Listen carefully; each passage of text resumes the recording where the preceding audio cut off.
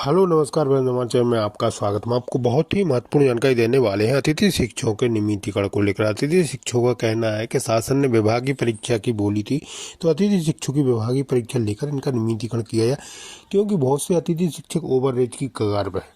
इनकी एक ही मांग है कि इनकी विभागीय परीक्षा लिया जाए, क्योंकि जो आरक्षण दिया गया उससे इनको कोई भी लाभ होने वाला नहीं है, न इनका भविष्य सुरक्षित हो सकेगा। इसलिए मैं लाइव वार्ता आपको सुनाने वाला हूँ नेशनल मीडिया पर। क्या कहना अतिथि शिक्षकों का, क्या कहना बीजेपी प्रवक्ता का, क्या कहना कांग्रेस प्रवक्ता का, और अतिथि शिक्षक संघ के प्रदेश अध्यक्ष का क्या कहना, और मीडिया का क्या कहना अतिथि शिक्षकों को लेकर। इनका कब तक भविष्य सुरक्षित हो सकेगा और इन अतिथि शिक्षकों का कहना। वीडियो में बने रहे, वीडियो पूरा देखें। वीडियो अच्छा लगे तो लाइक और चैनल को सब्सक्राइब जरूर करना इसलिए अपडेट पाने के लिए। मन की अतिथि शिक्षक लगातार कहीं ना कहीं अपने अलग अलग मांगों को लेकर आंदोलन पे रहे। सबसे पहले जो महत्वपूर्ण और बड़ी मांगे हैं वो जान लेते हैं। क्या आपकी महत्वपूर्ण मांगे हैं? हमारी धन्यवाद भाई साहब, आपके चैनल के माध्यम से हम सरकार की और हमारी मांगों को प्रदर्शित कर रहे हैं। हमारी सबसे मुख्य मांग है कि हमें रोजगार को लेकर के जो हमारे अंदर एक अनिश्चितता है वो ख़त्म हो जाए, हमें नियमित रूप से रोजगार मिले, ताकि हमें रोजगार के लिए कहीं भटकना ना पड़े। वर्षों से हम सेवा दे रहे हैं अल्प मानदेय में, हमें उसका पारितोषिक मिलना चाहिए। आप कहाँ से आए हुए हैं? मैं अशोकनगर जिले के बहादुरपुर तहसील से तहसील अध्यक्ष हूँ अतिथि शिक्षक संघ का। और हमारी गवर्नमेंट से यही मांग है कि चूँकि पूर्व मुख्यमंत्री शिवराज सिंह चौहान जी ने घोषणा की थी कि हमें 12 माह का सेवा काल दिया जाएगा और बीच में हटाया नहीं जाएगा, और नियमित करने के लिए हमें जो अतिथि शिक्षकों की विभागीय परीक्षा होगी वो ली जाएगी, उसके तहत हमें नियमित किया जाएगा। लेकिन आज तक हमारे साथ छली हुआ है और अभी तक ऐसा कुछ भी नहीं हुआ। ना तो हमारा 12 माह का सेवा काल हुआ है और ना ही हमें कोई निश्चिंत ऐसी चीज़ हाथ लगी है जिससे कि हम लोग रोजगार के लिए निश्चिंत हो जाएं। कितना वेतन आप लोगों के पास आता है?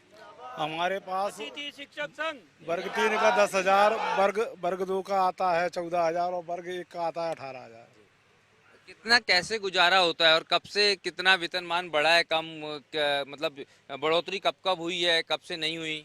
सर अभी बढ़ोतरी 2018 से में हुई है, और इसके पहले बहुत ही कम मानदेय मिलता था, बहुत ही अल्प मानदेय मिलता था। पिछले 8 सालों में नहीं बढ़ा? फिर अभी कोई मानदेय नहीं बढ़ा है। ये अतिथि शिक्षकों की याद चुनाव की समय आती है या सरकार वैसे भी ध्यान रखती है? नहीं साहब, ये जब चुनावी माहौल जब बनता है तभी अतिथि शिक्षकों की सूद लेती है। उससे पहले अतिथि शिक्षकों से कोई मतलब नहीं है। हमारे बच्चे जो है, हम जब जो 18 वर्षों से त्रस्त हैं, और बच्चे जो है हमारे 18 वर्ष के हो गए, शादी के लायक हो गए, लेकिन सरकार आज तक सूद नहीं ले रही है। 2 सितंबर को माननीय पूर्व मुख्यमंत्री शिवराज सिंह चौहान ने भी घोषणा करी थी महापंचायत के माध्यम से, लेकिन आज तक उसका निराकरण नहीं किया गया।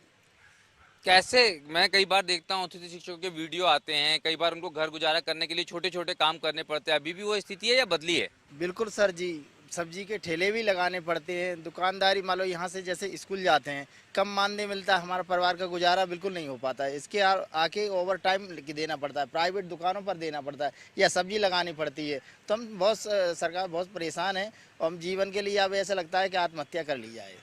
शिक्षक के बारे में कहा जाता है कि शिक्षक राष्ट्र निर्माता है, भाग्य निर्माता है, लेकिन आपको लगता है कि आप भी अतिथि शिक्षक है, उतना सम्मान मिलता है जितनी बातें कही जाती है?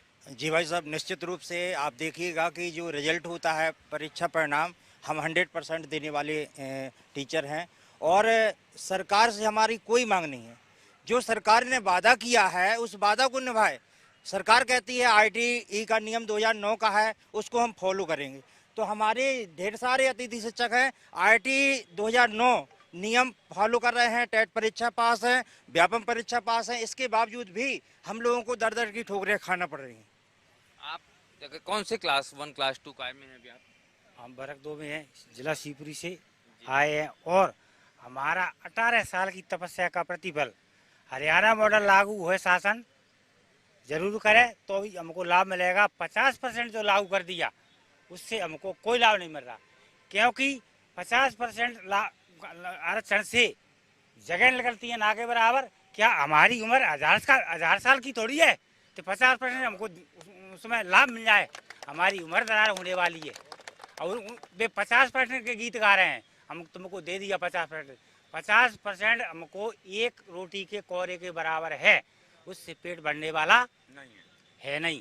सर जब 12 साल भर्ती नहीं आई, सर जब 12 साल भर्ती नहीं आई, 2012 में पहली बार जनवरी में पेपर हुआ था, भर्ती 12 साल के बाद आई, 20 में कोरोना में पेपर हुआ, तो मैंने 15 में 12th किया, वो किया डीएड के बाद में भर्ती लटकी रही, फिर कोरोना आ गया। कोरोना के बाद जब भर्ती नहीं आएगी 5-5 साल 10-10 साल, तो 50% दे दो, आप तो 100% भी दे दो, और अगर 100 पद आए 50% महिला में चले गए, 50 बचे, फिर 16% उसमें एससी में चले गए, 20% एसटी में चले गए, फिर ओबीसी में, उसी में 27 और 13 का मुद्दा लटका है जो अभी हाईकोर्ट में चल रहा है। मतलब किसी भी प्रकार से आप, कहने का मतलब ये है कि जब आप 70,000-75,000 लोगों से काम ले रहे हैं, तो काम लेने की अवधि, जैसे हमारे शिक्षा मंत्री जी ने कहा था कि आप हमारे घर पर कब्जा कर लोगे क्या मेहमान, तो मैं आपसे पूछना चाहता हूँ कि कब्जा जो है, मेहमान अपने इधर आता है, बुआ आए, भतीजी आए, तो कितने दिन रहती हैं माने जाएं? 8 दिन, 15 दिन, महीना, 2 महीने, 6 महीने भी रख सकते हैं। क्या कोई 15 साल, 10 साल, 5 साल, अधिकतम मिनिमम 5 साल से ऊपर के सब अतिथि हैं। कोई 10 साल का है, कोई 15 साल का, कुछ लोग तो ऐसे, हमको तो इतनी शर्म आती है, हम तो चलो अभी 30+ हुए हैं, हमको इतनी शर्म आती है कि हम भी इसके बाद भी 10 साल में पढ़ा चुका हूँ, तो इसके बाद भी कुछ अतिथि बेचारे 55 हो गए। मेरे एक साथी शासकीय हाई स्कूल काची बरखेड़ा में, मैं हूँ शासकीय हाई स्कूल काची बरखेड़ा में, अमित श्रीवास्तव जी हैं। अब उन्होंने, मैंने उनसे कहा कि चलो आंदोलन, वो कहा कि यार अनीस भाई क्या चलूंगा, मेरी 50 की उम्र हो गई, जो 40 थी वो भी निकल गई, और जो 9 साल का मुझे रिलैक्सेशन मिल रहा है वो भी निकल गया, और मुझे कम से कम 15 साल तो इसी स्कूल में पढ़ाते हो गए, खेती बाड़ी कर लेता हूँ, यही चल रहा है। तो मतलब पूरी तरीके से, मैं खुद बाल विकास पढ़ा हूँ, मैंने सीटेट क्वालिफाइड किया है केंद्रीय विद्यालय का, टेट क्वालिफाइड किया है, एमपी टेट पिछली बार में 0.9 से रह गया था, क्योंकि इनकी वजह से इन्होंने बीएड चला लिया था। आप जब इतना आपने त्रस्त कर रखा है, पूरा बाल विकास साइकोलॉजी पे डिपेंड है पूरा शिक्षा विभाग, अब आप बच्चे को, जब हमारी साइकोलॉजी बिगड़ रही है, हम ही डिप्रेशन की गोलियां खा रहे हैं, तो बच्चों को हम क्या पढ़ा देंगे? ठीक है जी। ये बताइए आप कौन से वर्ग से हैं? वर्ग 2। वर्ग 2 में आपको कितना वेतन मिलता है और नियमित शिक्षक को कितना वेतन, कितना अंतर आता है दोनों की? देखिए, हम लोगों को 14,000 रुपये मिलता है, जबकि नियमित शिक्षकों को 50,000 रुपये से ऊपर वेतन मिलता है। परंतु हमारी सरकार से मात्र एक ही मांग है कि पूर्व मुख्यमंत्री आदरणीय शिवराज सिंह चौहान जी ने 2 सितंबर 2023 को भोपाल में एक विशाल महापंचायत बुलाकर अतिथि शिक्षकों को पक्ष में जो विशेष महत्वपूर्ण घोषणा की थी कि हम आपकी विभागीय परीक्षा लेकर आपको गुरुजियों की तरह शिक्षक बनाया जाएगा, किसी भी शिक्षक को हटाया नहीं जाएगा। जबकि आज हजारों अतिथि शिक्षक अपनी सेवा से बेरोजगार हो चुके हैं।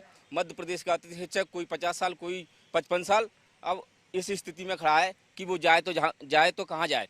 इसलिए मैं मध्य प्रदेश के यशस्वी मुख्यमंत्री डॉक्टर मोहन यादव जी से निवेदन करना चाहूँगा कि आपने 2018 में एक पत्र लिखा था माननीय मुख्यमंत्री श्री शिवराज सिंह चौहान जी को कि अतिथि शिक्षकों को हम समताशाला शिक्षक बनाने की अपील करते हैं, और उस पर आपने अनुशंसा की थी। आप आज खुद मुख्यमंत्री हैं, बाबा महाकाल की कृपा से आज सब कुछ आपके हाथ में।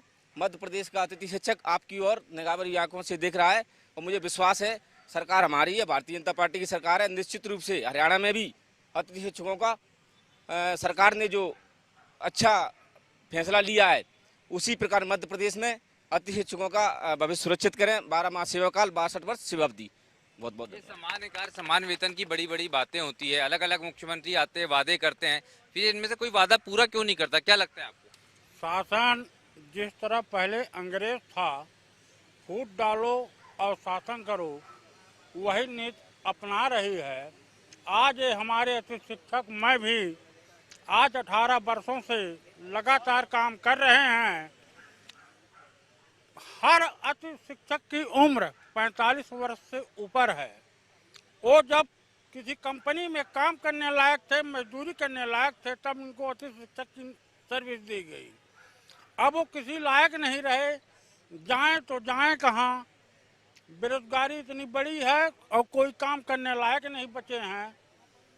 शासन ने वादा किया था 2018 में, और माननीय मुख्यमंत्री मोहन यादव जी ने भी पत्र लिखा था शिवराज सिंह चौहान को, इनको सबको परमानेंट करना चाहिए। मेरी यही उम्मीद है, और जो कुछ थोड़ा बहुत मिला है तो भाजपा शासन से ही मिला है।